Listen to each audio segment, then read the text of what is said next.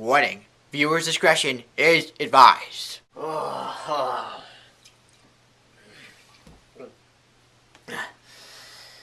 movie sucked. Today we're gonna be talking about the last Twilight movie. That's called Breaking Eclipse Part 7. Kristen Stewart and Robert Pattinson, they got over the whole Snow White cheating on my wife allegation thing, and they had a kid, and the kid is like half zombie, half human. He's immortal, and he's a danger to the world. And the kid is like Robin Williams in Jack. She grows at a really fast rate, really fast. And then after a couple days, she looks like she's 7. And apparently, all these bad vampires out there, they want her dead because she's fairly dangerous or something. So Kristen and Robert, with their amazing acting talent, are all like, "You can't kill our kid. You can't do that." And the bad vampires are like, "Well, fuck you, we're gonna kill the kid anyway." Oh, and I forgot to mention, Jacob imprinted on the kid, and that means that even though she's a little kid, Jacob is basically in love with her, and he's waiting for her to grow old enough to marry. Hey, Nessie, see these abs? We're gonna have some monstrous sex when you get older. I didn't drink. So now all these main characters, they go around the world to the most random places ever, like Ireland and some Egyptian palace and some other wooden place. I don't know. Because they need to make an army to fight against these Voltari, which are they're a bunch of pussies. We need an army! And they accomplish this feat with no effort, because whenever they go around and they find this person, they'll go ask them, "Hey, we need you to protect our little daughter because there's some other guys who want to kill our daughter, and they're saying she might be a threat to all of us vampire society, and she may be, she may not be, but we don't care because she's our daughter and we want you to fight for her. Can you do that?" Hell yeah! So after that, it all gets really awkward, and just a bunch of weird stuff happens. There's an arm wrestle fight with this really buff guy, and he's like, "Oh yeah, I'm tougher than Kristen Stewart." And Kristen Stewart's like, "You're not tougher than me." And they fight, and they do it, and she beats him, and he's like, "Oh!" And she's like, "Fuck yes!" And Kristen and Robert, they have sex 3 times in the movie, or maybe 4. I don't know anymore. It's too high to count.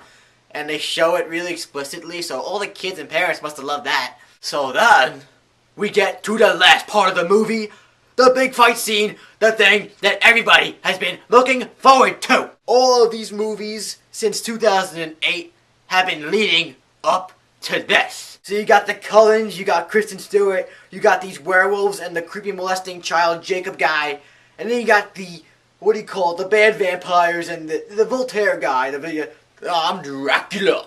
And they're all like, "We're totally gonna fight now." And then for the next 10 minutes, they just drag this out, this whole confrontation, and they're all like, "Should we fight? No, we shouldn't fight. We don't have to fight over this. Let's just resolve this with words." And then suddenly they all realize, "Oh shit, we're boring the audience. No, let's fucking fight anyway." Ah! And they fight, they punch, they kick, they snap, and behead, and they behead, and they behead again. Beheadings, beheadings, beheadings, fucking headings. During this whole fight process, 9 or 10 main characters just bite the dust, like it's nothing, and you're like, "Oh shit, that's crazy." There's one part where this wolf dies and it falls down a cliff, and it's all like, and I was just like, what a fucking bitch. And I forgot to mention the main overlord guy, the main villain. He makes this really weird laugh before the fight, and he's all like,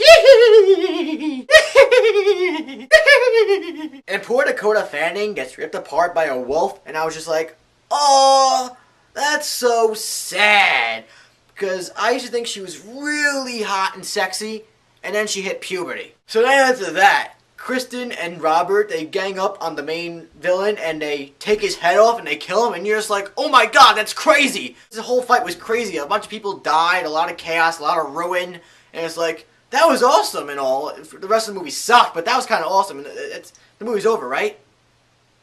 Wrong! Turns out that Ashley Greene was showing the main overlord villain guy a vision the whole motherfucking time. Hold on 1 second before I talk more. I need more vodka in my body.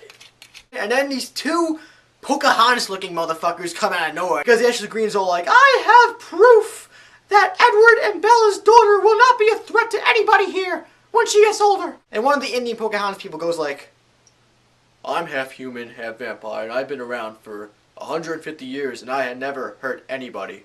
So therefore, because I've not hurt anybody in my 150 years of my lifetime, that girl over there will not hurt anybody. Because that makes logical sense. And then everybody's like, yay, we resolved everything, let's go home and make do. After that, we come to a scene where Edward and Bella are in a field full of flowers, so many flowers, and they show a vision of like the last 3 or 4 movies. Ah, look, I remember that part. I remember that part too. But then all the guys are like, oh, this is so stupid. I just want to go home and bang the shit out of my girlfriend. I would have done that too, except I don't have a girlfriend.